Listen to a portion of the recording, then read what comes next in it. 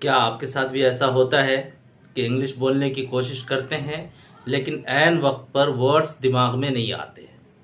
अगर हाँ तो ये वीडियो आप ही के लिए। दोस्तों, मैं हूं डॉक्टर हिफ्जुर रहमान कासमी और आप देख रहे हैं ईगल एकेडमी।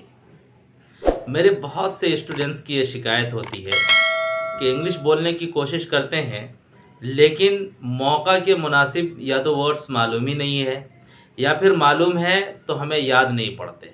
बात यह है कि इंग्लिश के सारे वर्ड्स को याद करना तो किसी के लिए भी इम्पॉसिबल है। तो अंग्रेज़ी बोलने के लिए ज़रूरी है कि हम सिर्फ उन वर्ड्स पे ध्यान दें जिन वर्ड्स का सरोकार हमारी निजी ज़िंदगी से है। उसका तरीक़ा क्या होगा?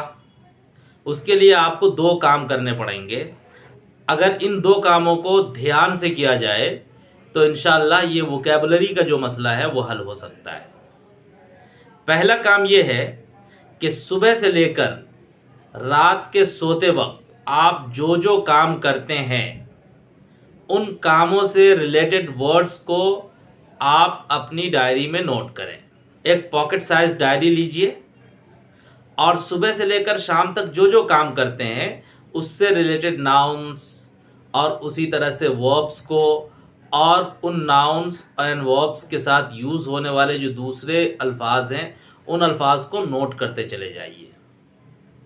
मिसाल के तौर पर हम सुबह उठते हैं तो गुस्ल करते हैं।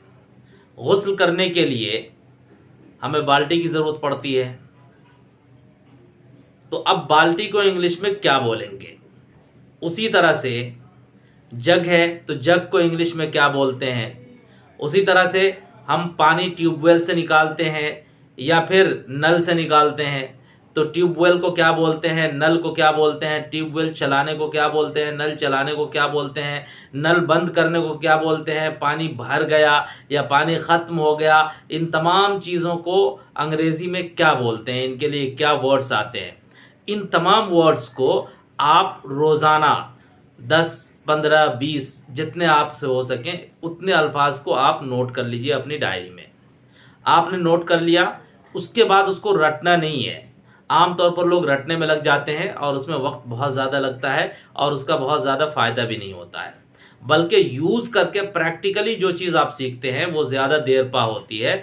इस वजह से इन वर्ड्स को आपने नोट कर लिया अपनी डायरी में। उसके बाद सोते वक्त आप जब सोने लगे तो एक मर्तबा उस डायरी पर नज़र फेर लीजिए और उसमें जितने भी वर्ड्स आपने नोट किए हैं उन तमाम वर्ड्स को ध्यान से देख लीजिए। देखने के बाद आप फिर रख दीजिए उसको। फिर कल होकर जब आप नहाने के लिए जा रहे हैं तो आप उन तमाम वर्ड्स को अपने दिमाग में लाने की कोशिश कीजिए कि बाल्टी है इसको क्या बोलेंगे, जग को क्या बोलेंगे, इसमें पानी डालने को क्या बोलेंगे, पानी ख़त्म होने को क्या बोलेंगे, नल को क्या बोलेंगे, नल चलाने को क्या बोलेंगे, बंद करने को क्या बोलेंगे। इन तमाम चीज़ों से रिलेटेड जो वर्ड्स आपने नोट किए थे अपनी डायरी में उन तमाम वर्ड्स को रिकॉल करने की कोशिश कीजिए, अपने दिमाग में रिवाइज करने की कोशिश कीजिए। आप ऐसा करेंगे तो कोई ज़रूरी नहीं है कि सारे वर्ड्स आपके दिमाग में उस वक्त आ ही जाएं, बल्कि मुमकिन है कि 10 वर्ड्स आपने नोट किए थे, सिर्फ 5 वर्ड्स आ रहे हैं, सिर्फ 3 वर्ड्स आ रहे हैं, सिर्फ 4 वर्ड्स आ रहे हैं। लेकिन इससे आपको घबराना नहीं है, परेशान नहीं होना है। शुरू में ऐसे ही होगा। फिर कल होकर के जब सोने जाइए आप तो फिर एक मरतबा उस डायरी को देखिए, उस पर नज़र फेरिए आप। फिर वो चीज़ आपके नज़रों के सामने आएगी और दिमाग में वो सारी चीज़ें रिवाइज हो जाएंगी। फिर परसों होकर के जब आप नहाने जाएंगे तो फिर उन तमाम वर्ड्स को आप रिकॉल करने की कोशिश कीजिए। तो कल अगर आपने 4 वर्ड्स को रिकॉल किया था तो आज कम से कम 6-7 वर्ड्स आपको आपके दिमाग में आ जाएंगे। इस तरह से 2-3 दिनों तक अगर ये काम करेंगे, आपको बिलिरादा करना पड़ेगा। अगर 2-3 दिनों तक बिलिरादा ये काम करते हैं तो फिर ये सारे के सारे वर्ड्स आपके दिमाग में बैठ जाएंगे और जब भी आप नहाने जाया करेंगे वो सारे वर्ड्स खुद ब खुद आपके दिमाग में आते चले जाएंगे। तो इस तरह से एक काम से रिलेटेड जो वोकैबुलरी है वो आपके दिमाग में आ गई। उसके बाद आप जो काम करते हैं, अगर स्टूडेंट्स हैं तो पढ़ाई लिखाई के ताल्लुक से आप बातें करते होंगे। अगर आप किसी कंपनी में जॉब कर रहे हैं तो उस ऑफिस से रिलेटेड बातें करते होंगे। अगर आप घर में ही रहते हैं या आप हाउसवाइफ हैं या लड़की हैं घर में रहती हैं तो आपको जो घरेलू काम है उससे रिलेटेड जो अल्फाज हैं तो उन तमाम अल्फाज को आप नोट करते चले जाइए, आपकी निजी ज़िंदगी से जो रिलेट करते हैं और फिर इसी तरतीब के साथ आप उनको इस्तेमाल करते हुए चले जाइए। आपको 15 दिन, 20 दिन, 1 महीना में जितने भी वर्ड्स हैं आपकी ज़िंदगी से रिलेटेड सारे के सारे वर्ड्स आपके दिमाग में बैठ जाएंगे। अब दूसरा काम क्या है? दूसरा काम है किसी भी लैंग्वेज को मजबूत करने के लिए ज़रूरी है कि हम उस लैंग्वेज से रिलेटेड या उस लैंग्वेज के मटेरियल को पढ़ें। तो अगर आप अंग्रेज़ी में फ्लुएंसी चाह रहे हैं या चाह रही हैं, अगर आप अंग्रेज़ी में महारत चाह रहे हैं या चाह रही हैं, तो ज़रूरी है कि आप कुछ अंग्रेज़ी मटेरियल को पढ़ने की आदत डालें। चाहे वो कहानी हो, चाहे वो कोई भी चीज़ हो, न्यूज़पेपर है या फिर कोई भी मटेरियल आपके हाथ लग जाए तो उसको पढ़ने की कोशिश कीजिए जिसको पढ़ने में आपको दिलचस्पी है, मज़ा आता है। तो अगर ऐसी चीज़ों को आप पढ़ेंगे तो पढ़ते हुए आपको ये परेशानी सामने आएगी कि पढ़ने की कोशिश करेंगे लेकिन बहुत सारे वर्ड्स आएंगे जिनकी मीनिंग आपको मालूम नहीं है, समझ में नहीं आएगी चीज़। तो उस वक्त बहुत सारे लोग ये करते हैं कि डिक्शनरी खोलते हैं और हर वर्ड के मीनिंग को डिक्शनरी में देखते हैं। तो देखते हुए फिर होना ये चाहिए कि एक दिन में अगर आपने ये तय कर रखा है कि 1 पेज पढ़ना है, हर वर्ड के लिए अगर आप डिक्शनरी देख रहे हैं तो फिर आप 10 से 15 लाइन में आपने जो वक्त उसके लिए खास कर रखा है वो ख़त्म हो जाएगा और आप पढ़ नहीं पाएंगे। तो उसका क्या तरीका होगा? उसका तरीका ये है कि जब कोई भी वर्ड नया आए आपके सामने तो उसके आगे और पीछे वाले वर्ड को देखिए, दोनों को मिलाइए, या फिर उससे पहले और बाद वाले सेंटेंस को आप मिलाइए और मिलाने के बाद ध्यान दीजिए कि इस वर्ड का यहाँ पर क्या मीनिंग होना चाहिए। गेस वर्क के ज़रिए से काम करने की कोशिश कीजिएगा तो आपको हर वर्ड पे डिक्शनरी देखने की ज़रूरत नहीं पड़ेगी और आप आगे और पीछे के सेंटेंसेस को देख करके उसके एक मीनिंग को मुतय्यन करने की कोशिश कीजिए जो वहाँ पर माकूल हो और फिट बैठ रहा हो। अगर इस तरह से आप करने की कोशिश करेंगे तो कम वक्त में आपको वो टेक्स्ट समझ में आ जाएगा।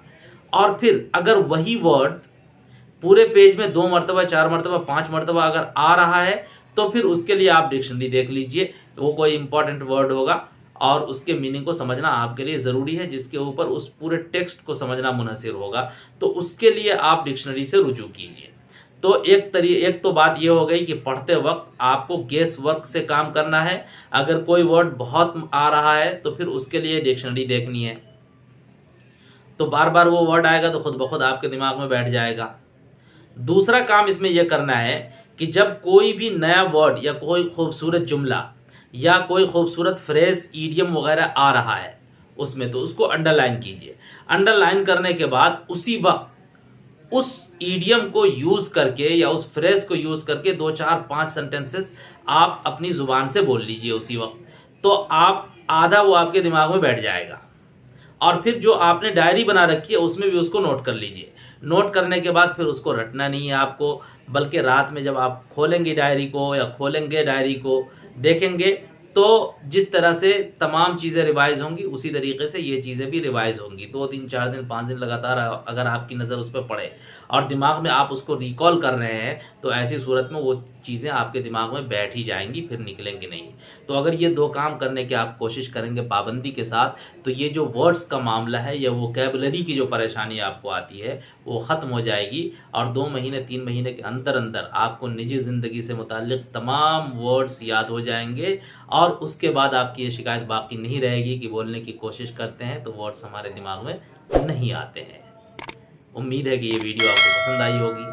अगर हाँ तो प्लीज़ सब्सक्राइब कर दें, लाइक कर दें, कमेंट करें और शेयर भी करें। Thank you very much.